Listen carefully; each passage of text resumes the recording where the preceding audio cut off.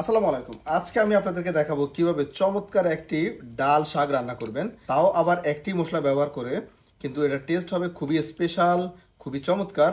দেরি না করে শুরু করছি আজকে ভিডিও। প্রথমে আমি এখানে একটু পানি গরম করে নিয়েছি, তারপর দিয়ে দিচ্ছি 100 গ্রাম মুসুর ডাল। মুসুর ডালটা একটু কম বেশি করে দিতে পারেন, কোনো অসুবিধা নেই। তারপর দিয়ে দিচ্ছি আস্ত কিছু কাঁচামরিচ। কাঁচামরিচগুলো কেটে দিলে জাল বেশি লাগবে, আমি দিয়েছি আস্ত, এতে করে জালটা একটু কম লাগবে।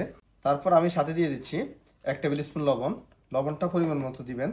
এখন ডালটা সম্পূর্ণ সিদ্ধ হওয়া পর্যন্ত অপেক্ষা করব। 7 থেকে 10 মিনিট লাগবে ডালটা সিদ্ধ হতে। তারপর আমি দিয়ে দিচ্ছি আমার হাতে বানানো সেই মাছের মশলা।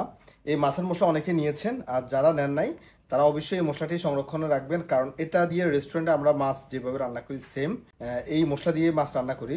সো এই মশলা দিলে আর আপনার অন্য কোনো মশলা দেওয়ার প্রয়োজন হবে না।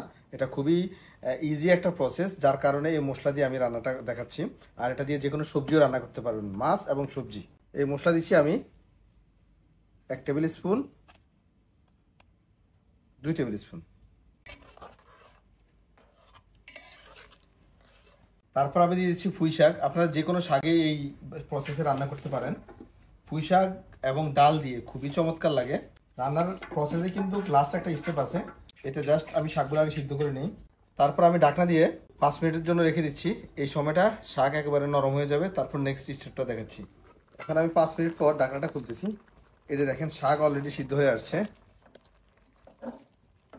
খুবই চমৎকার একটা ঘ্রাণ আসছে। এখন আমি এই শাকে বাগার দেব।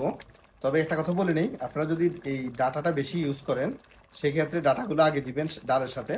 আর যেহেতু আমি ডাটা কম দিয়েছি, আমি পাতা বেশি দিয়েছি, এই জন্য আমি একসাথে দিয়েছি। আপনারা যদি ডাটা বেশি দেন তাহলে সেক্ষেত্রে ডাটাগুলো আগে শাকের সাথে দিবেন, প্রপারলি সিদ্ধ করবেন, তারপর শাকগুলো দিবেন। শাকগুলো দিয়ে 3-4 মিনিট পরেই বাগার দিয়ে দিলে হয়ে যাবে। বাস, আমার শাকগুলো হয়ে গেছে। আমি এখন বাগারের জন্য প্রস্তুতি নিচ্ছি।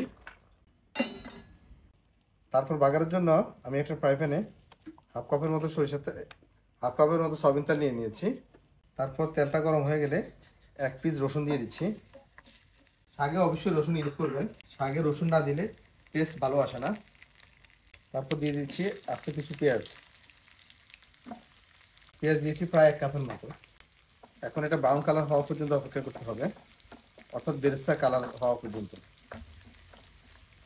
পেঁয়াজটা কিন্তু ব্রাউন কালার হওয়ার আগে যদি আপনার শাকে দিয়ে দেন সেক্ষেত্রে শাকের ঘ্রাণ এবং টেস্ট ভালো পাবেন না। অবশ্যই ব্রাউন কালার হওয়া পর্যন্ত অপেক্ষা করতে হবে, অর্থাৎ বেরেস্তা কালার।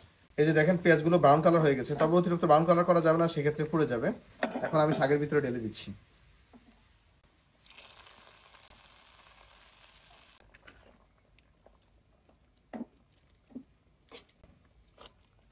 বাস, আমার শাকটা হয়ে গেছে, আর কঠিন কিছু না। এখন আপনাদেরকে বলি, যদি আপনারা একটু ঝোলটা একটু কমাইতে পছন্দ করেন তাহলে আর একটু জাল দিবেন, আর যদি একটু ঝোল ঝোল রাখতে চান তাহলে এই অবস্থায় রেখে দিলে চলবে। দেখেন চমৎকার কালার হয়েছে এবং চমৎকার গ্রান আসছে। আমি একটু ট্রাই করে দেখি। বিসমিল্লাহ। হুম, মাশাআল্লাহ, অনেক চমৎকার হয়েছে।